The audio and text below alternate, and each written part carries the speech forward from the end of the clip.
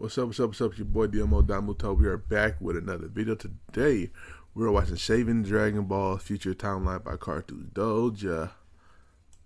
I'm tripping.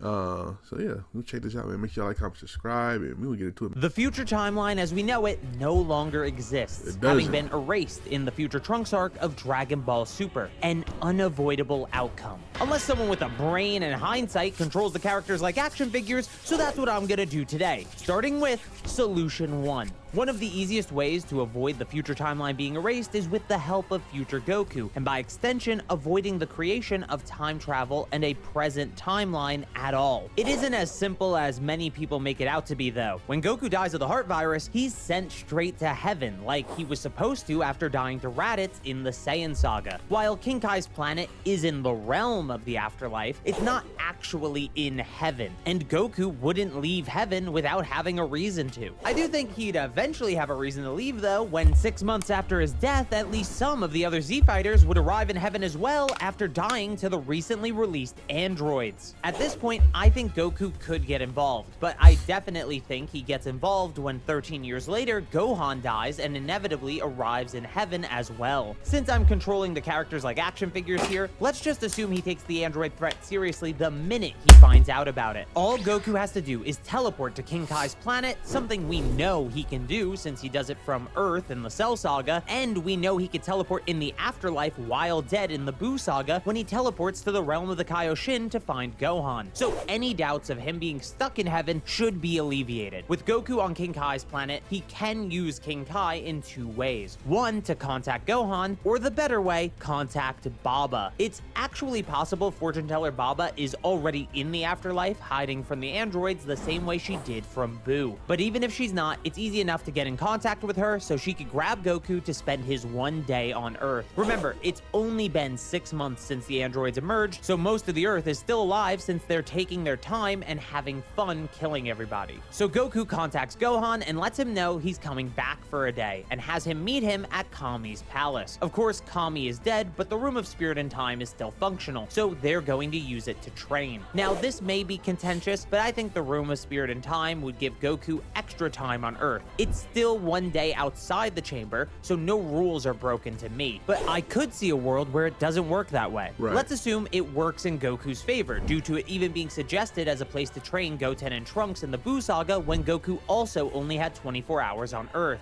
This should be more than enough time since Goku and Gohan ended their training early in canon when using the time chamber, meaning they have over a year of breathing room for extra training. Some important things to remember though: Gohan didn't train with Goku and Piccolo for 3 years like present Gohan did in canon. So he is weaker, but they only need to be stronger than the future androids since they don't even know Cell exists, and he won't exist for another 21 years. Remember, Cell is only a threat in the canon present timeline because he time travels back in time. Also, the future androids are considered weaker than their present counterparts by future Trunks. It is possible his perspective on their strength is wrong due to the androids holding back against future Gohan in every fight except his last, but I also think it's more than fair to assume that Toriyama truly intended for the present androids to be stronger, which is why he had Trunks say this. So with around a year of training due to Goku's time constraint and weaker androids, Gohan can turn Super Saiyan at will and is far stronger than both of the androids. Goku would want Gohan to handle the androids because he's no longer alive, a similar mentality we see him have in the Buu Saga in canon. While Gohan takes care of the androids. That was always weird to me. Like,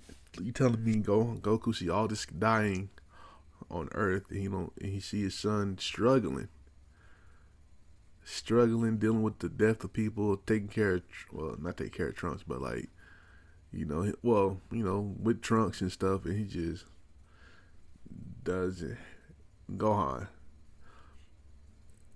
let me help you. You know what I'm saying? Something. His son. I was like, damn. That's why niggas be calling him a bad father. Well, I don't think he really is, but damn, nigga, you ain't help your son at all. That's my only problem with the future timeline. That's my only problem with the future timeline. That like Gohan didn't try to intervene. The Supreme Kais didn't intervene. Like, I don't know.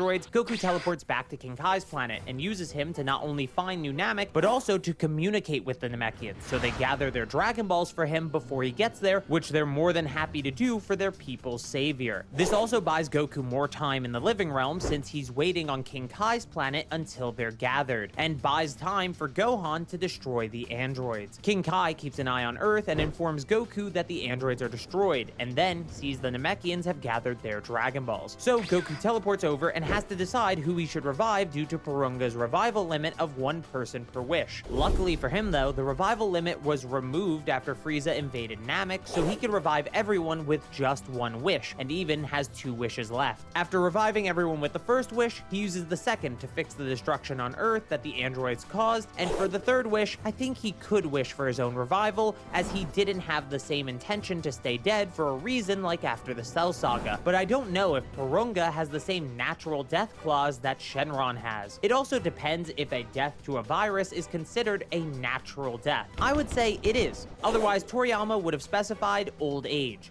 But I could see both arguments. So now, everyone on Earth is alive. Gohan is really strong, and Goku either returns to life or to heaven depending on Porunga's own limitations. This of course has rippling effects for the Buu Saga and Super, but things can more or less fall into place after this, especially if Porunga can revive Goku, but I'll explain that more later in the video. Speaking of the Namekian Dragon Balls, here's the second solution. Why don't they just use those in the future timeline? Well, it's not as simple as people think. The first issue is there's possibly no more ships that can be used as a basis for a spaceship. Kami's ship is gone and no space pods seemingly remain, both of which were used to get to Namek originally. To be clear, the ship Vegeta used in Dragon Ball Z was filler. In the manga, he trains in the gravity room at Capsule Corp that we're all used to now. This is actually when the gravity room was made. I think Toei just misunderstood what Toriyama meant since the room wasn't clearly shown in the manga at this point. Obviously though, if Bulma could invent time travel in the apocalypse, then she probably could make a spaceship based on her prior knowledge of those ships. The real reason she doesn't do that is because she doesn't know where New Namek is. Before going to Namek, they had to get the planet's location from King Kai, who was, at the time, invested in the Earth, and more specifically, the use of his techniques that he couldn't even master himself, like the Kaioken. But we learn in the Cell Saga that King Kai isn't always watching Earth. He has to be told by Goku what's going on with Cell, despite Cell potentially being a threat to his quadrant of the universe. So without someone who knows telepathy or instant transmission to get in touch with King Kai directly, there's no reason to believe he'd relay the location of New Namek to future Bulma on his own. You may be thinking that just like the spaceship, future Bulma inventing time travel should make her capable of finding New Namek on her own, but I disagree. Shenron can't even search the universe for planet-sized objects, and he's a magical wish-granting dragon. If you think that's different,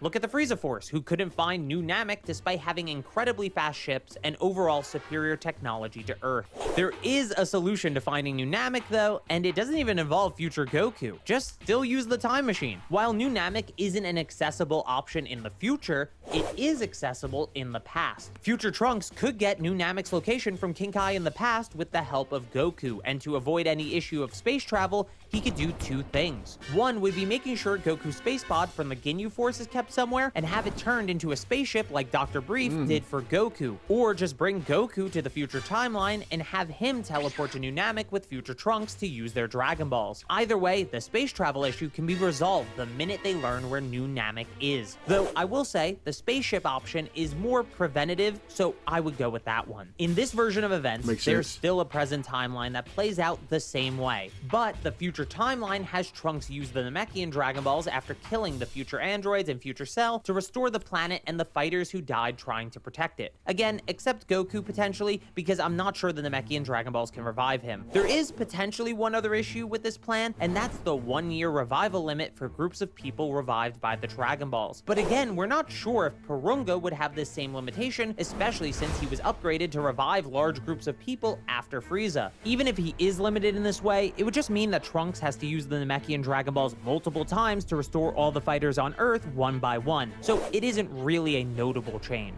With this larger group and future Trunks' knowledge of better training due to his time in the past, the future Buu saga should go pretty smoothly, specifically with future Gohan, who could be trained by future Goku since he wouldn't want his perceived failures to happen again. He could have even already trained with him for 3 years while dead in heaven. This, alongside the fact there's a warning about Buu well in advance in the future timeline, should allow for Buu's revival to be more avoided, and more importantly, for Beerus to still be alive, since there would be no reason for Supreme Kai to die, and even if he does, he'll be revived immediately. This would also lead to Goku Black no longer seeing the future timeline as a target, and potentially him having no target for the Zero Mortals plan at all. Maybe he'll go to Cell's timeline, the one where true. Cell killed Trunks and stole his time machine. I guess that'd be the only option he'd have left. Like So I he's said, pretty much saying if Goku just intervened, the timeline would be back to normal pretty much. Just no Goten pretty much. It would be no Goten at all. I can see that. though there's no guarantee that everyone can be revived by the Namekian Dragon Balls, because they might have Earth's Dragon Balls same 1-year time limit on group revivals. If that's the case, Trunks can still fix the Earth as much as possible with their Dragon Balls, and if he took a spaceship to the past, this still leads to a Goku Black free outcome, because assuming everything else goes the same, Supreme Kai dying to prevent Buu's resurrection and all, he can use their Dragon Balls to revive Supreme Kai, and by extension, Beerus. For those who forgot, Beerus is connected to Supreme Kai. Yes, he likely used to be connected to Elder Kai, but he no longer is. Yes, he likely was connected to the Grand Supreme Kai, but he no longer is. It's explicitly stated in the anime and manga that his life is connected to Shin as of now. This connection is transferred to the current Supreme Kai. Think of it like Elder Guru transferring the Namekian Dragon Balls to Elder Mori. And now, because their lives are connected, it should work the same way as Kami and Piccolo, where reviving one revives both. So once again, Beerus is in the timeline, and even worse for Goku Black, he's likely far more involved in the affairs of Earth due to his death and revival. Speaking of gods, Solution 3 makes use of a god's attendant. Not Whis, not Kibito, I mean Mr. Popo, who, as far as we know, should still be alive in the future timeline and knows about the Room of Spirit and Time, so why didn't he tell future Gohan about it? The androids ravaged the planet for 17 years, and he didn't think once to put their strongest fighters in a room that gives them a free year of training? Now, it's very possible this wouldn't make a difference since future Gohan actually did train for a year before facing the androids again and still got his ass beat, but Mr. Popo, while not as strong as them, could actually help them on their fundamentals like he did for Goku. This is probably my most far-fetched solution, but it is funny there are tools on Earth to do something and they just aren't utilized. Actually, I'll keep these in Solution 3 because they're adjacent. Master Roshi was definitely alive for a lot of the future timeline, so why didn't he teach someone else the Mafuba so they could seal the androids? You could even have him do a training session with Gohan in the Room of Spirit and Time to expedite the process. Actually, I just like the idea of future Gohan having to rely on the masters of his dead father to further grow and ready himself that would be as a the fire new ass like protector of spin-off Earth. show. Master Karin could even get involved and use the Ultra Divine That Water to would be unlock a Gohan's fire hidden ass potential, spin-off. just like he did for Goku. This isn't the Sacred Water, by the way. That water was fake. The Ultra Divine Water was real. They're from 2 different arcs. So in this version, Gohan stays alive, having followed more closely in his father's footsteps while still being his own person. With a combination of his improved fundamentals from Mr. Popo, a power increase from Master Karin, and learning the Mafuba from Master Roshi, he handles the androids on his own. This doesn't bring back the Dragon Balls or anyone else for that matter, but it does likely lead to a future timeline with a far easier Buu saga due to both Gohan and Trunks being around to help Supreme Kai with that threat so he doesn't have to die. Which then leads to Beerus still being alive and avoids Goku Black's involvement entirely. I think all of these solutions could have led to a good outcome for the future timeline and future Trunks, but instead, he's in a timeline with a different version of himself that's already there because I guess that was a more fitting ending for that character. Make sure to subscribe if you haven't yet, and thank you so weird. very much. I don't know why they did that. Anyway, shout out to Carthu Dojo. Like I said, I like this. I like what he did with this one. I do agree with the I don't know what the fuck Goku was doing, just letting this motherfucking son die in front of his eyes. I don't know if he didn't know this and I don't know. It was weird. And yeah, that'd be fire. But anyway, make sure y'all like, comment, subscribe. Check out the last Carthu Dojo video I watched right here. Check out another video you might like right here, and I'll catch y'all next time. Peace.